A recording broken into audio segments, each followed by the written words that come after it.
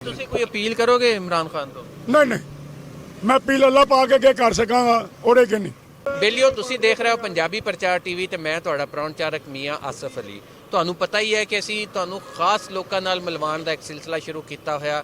ਮਾਸ਼ਰੇ ਦੇ ਖਾਸ ਲੋਕ ਆਮ ਤੌਰ ਤੇ ਅਸੀਂ ਤੁਹਾਨੂੰ ਦੂਜੇ ਲੋਕਾਂ ਨਾਲ ਮਿਲਵਾਈਦਾ ਹੀ ਆ, ਵੱਡੇ ਲੋਕਾਂ ਨਾਲ ਵੀ ਮਿਲਦੇ ਹੋ ਤੁਸੀਂ, ਪਰ ਸਾਡੇ ਨਜ਼ਦੀਕ ਖਾਸ ਲੋਕ ਉਹ ਆ ਜਿਹੜੇ ਕੁਛ ਨਾ ਕਰ ਸਕਦੇ ਹੋਣ, ਜਿੱਦਾਂ ਦੇ ਵੀ ਹਾਲਾਤ ਹੋਣ, ਬਹਰਹਾਲ ਜਿਹੜੇ ਕਿਸੇ ਦੇ ਅੱਗੇ ਹੱਥ ਨਹੀਂ ਚੁੱਕਦੇ, ਕਿਸੇ ਦੇ ਕੋਲੋਂ ਮੰਗਦੇ ਨਹੀਂ, ਆਪਣੀ ਕਰਕੇ ਖਾਂਦੇ ਆ। ਬਾਬਾ ਜੀ ਇੱਕ ਮੇਰੇ ਨਾਲ ਮੌਜੂਦ ਆ, 75 ਸਾਲ ਇਹਨਾਂ ਦੀ ਉਮਰ ਆ ਤੇ ਇਸ ਉਮਰ 'ਚ ਵੀ ਇਹ ਰੱਖਿਆ ਚਲਾ ਰਹੇ ਆ ਤੇ ਮੈਂ ਇਸ ਟਾਈਮ ਖੜਾ ਵਾਂ ਅਨਾਰਕਲੀ ਦੇ ਕੋਲ ਤੇ ਇੱਥੇ ਖੜੇ ਆ ਜਿਹੜੇ ਰੱਖਿਆਂ ਵਾਲੇ, ਉਹ ਬਹੁਤ ਜ਼ਿਆਦਾ ਪਰੇਸ਼ਾਨ ਆ। ਕਿਉਂ ਪਰੇਸ਼ਾਨ ਆ? ਆ ਜਾਓ ਉਹਨਾਂ ਨਾਲ ਗੱਲ ਕਰਦੇ ਆ, ਕਿਉਂਕਿ ਉਹਨਾਂ ਨੇ ਮੈਨੂੰ ਰੋਕਿਆ ਜਾਂਦੇ ਹੋਏ, ਕਹਿੰਦੇ ਯਾਰ ਗੱਲ ਸੁਣੋ, ਤੁਸੀਂ ਬਾਕੀ ਕੰਮ ਕਰਦੇ ਫਿਰ ਸਾਡੀ ਗੱਲ ਵੀ ਸੁਣ ਦਿਓ। ਹਾਂਜੀ, ਕੀ ਨਾਮ ਬਾਬਾ ਜੀ ਤੁਹਾਡਾ? जी मेरा नाम गुलाम खान से रक्षा चलाना मैं जनाबे अली। इतने कोई तकरीबन 2.5-3 घंटे हो गए ने नारकली सेंटर ते खलोते हैं, कोई सवारी का नहीं। मेरे भरा रक्षा वाले हो रही सारे परेशान ने।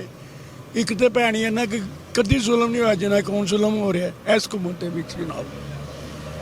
नहीं, ये ਜਿਹੜੀ ਸਵਾਰੀ ਆ ਇਹ ਹਕੂਮਤ ਨੇ ਕਿਹਾ ਕਿ ਇਹਨਾਂ ਦੇ ਰਕਸ਼ਾ ਹੀ ਨਾ ਬੈਠੋ। सवारी तो जनाबे लत्ता जाएगी ना जिहदे कोल बजट होएगा ते जे ਉਹਦੇ ਕੋਲੋਂ ਘਰ ਰਾਸ਼ਨ ਜੋ ਕੇ ਪੈਸੇ ਨਹੀਂ ਹੋਣਗੇ ਤਾਂ ਸਾਡੇ ਕੋਲ ਕਿੱਥੋਂ ਬੈਠੇਗਾ? ਭਾਈ ਉਹਨੇ ਜਾਣਾ ਉਹਦੇ ਚ ਟ੍ਰੇਨ ਦੇ ਵਿੱਚ। ਅਸੀਂ ਯਕੀਨ ਕਰੋ ਕਿ ਸਾਰੇ ਭਰਾ 2.5-3 ਘੰਟੇ ਹੋ ਗਏ ਨੇ ਖਲੋਤੇ ਆ, ਕੱਲਾ ਨੂੰ ਯਾਦ ਕਰਨ ਦੇ ਕਿ ਯਾ ਅੱਲਾ ਪਾਕ ਸਾਡੀਆਂ ਮੁਸ਼ਕਲਾਂ ਆਸਾਨ ਕਰ ਤੇ ਬਾਕੀ ਜੋ ਅੱਲਾ ਬਿਹਤਰ ਕਰਨ ਬਹੁਤ ਬਿਹਤਰ ਹੈ। ਪਹਿਲੇ ਤੁਸੀਂ ਕਿੰਨਾ ਕੁ ਕਮਾ ਲੈਂਦੇ ਸੀ? ਪਹਿਲੇ ਜਨਾਬ ਇਹਦਾ ਘਰ ਦਾ ਖਰਚਾ ਕਿਚਨ ਦਾ ਮਾਸ਼ਾਅੱਲਾ ਬਿਲਕੁਲ ਠੀਕ ਠਾਕ। ਤੇ ਹੁਣ ਇਹ ਹਿਸਾਬ ਹੈਗਾ ਕਿ ਜਨਾਬ ਆਟਾ ਲਿਆਂਦਾ ਤੇ ਚੀਨੀ ਖਤਮ, ਚੀਨੀ ਲਿਆਓ ਤੇ ਦੁੱਧ ਵਾਲੇ ਕੋਲ ਜਾਓ ਉਧਾਰ ਲੈਣ, ਇਹ ਚੱਕਰ। ਨਹੀਂ, ਚੀਨੀ ਖਾਂਦੇ ਕਿਉਂ? ਚੀਨੀ ਤੇ ਉਹਦੀ ਬਿਮਾਰੀਆਂ ਕਰਦੀ ਆ। ਅੱਛਾ, ਚਾਹ 'ਚ ਨਹੀਂ ਪਾਣੀ ਪਾਣਾ, ਚਾਹ 'ਚ ਪਾਣੀ ਹੈ ਉਹਨੂੰ ਜਨਾਬ ਇਹਦਾ ਸਵੇਰਾ ਨਾਸ਼ਤਾ ਨਹੀਂ ਕਰਨਾ ਭੱਜਣ। ਇਹ ਵੀ ਤਾਂ ਸੋਚੋ ਇਹ ਅੱਜ ਕੱਲ੍ਹ ਇਸ ਹਕੂਮਤ 'ਚ ਨਾ ਜ਼ੀਰੋ ਪੱਟਾ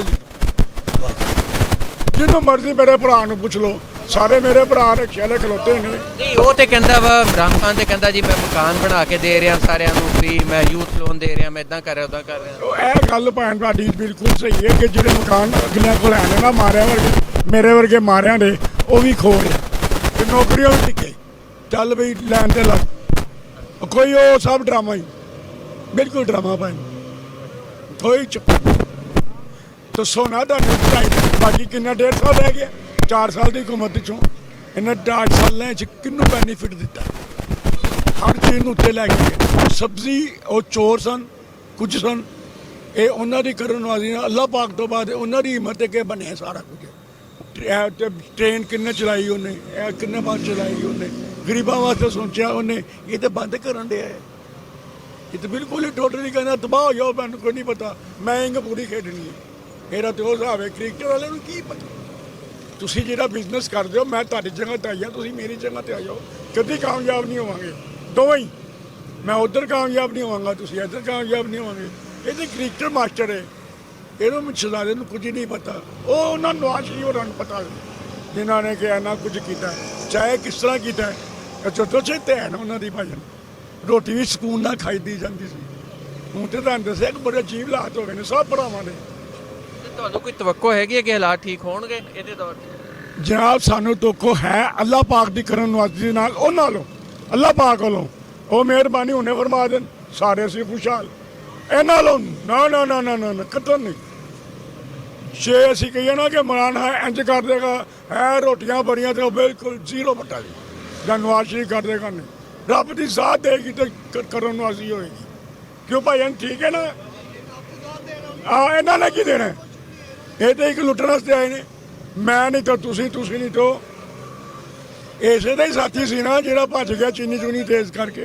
ਤੁਸੀਂ ਕੋਈ ਅਪੀਲ ਕਰੋਗੇ ਇਮਰਾਨ ਖਾਨ ਤੋਂ? ਨਹੀਂ ਮੈਂ ਅਪੀਲ ਅੱਲਾਹ ਪਾ ਕੇ ਅੱਗੇ ਕਰ ਸਕਾਂਗਾ ਉਹਦੇ ਕਿ ਨਹੀਂ।